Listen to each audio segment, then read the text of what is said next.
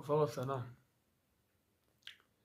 شوپنهاور یه جمله داره، میگه که آدما حقیقت رو تا اونجایی که باب میلشون باشه از تو قبول میکنن و هر آدمی که باهات بحث میکنه دنبال این نیست که حرفهای تو رو در مورد عقاید خودش بشنوه، دنبال اینه که عقیده خودش رو به تو قبول کنه، بقبولونه. پس به جای بحث کردن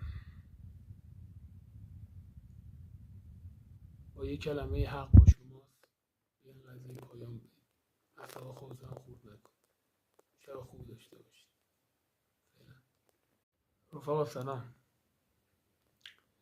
شوپنهاور یه جمله داره، میگه که آدما حقیقت رو تا اونجایی که باب میلشون باشه از تو قبول میکنن و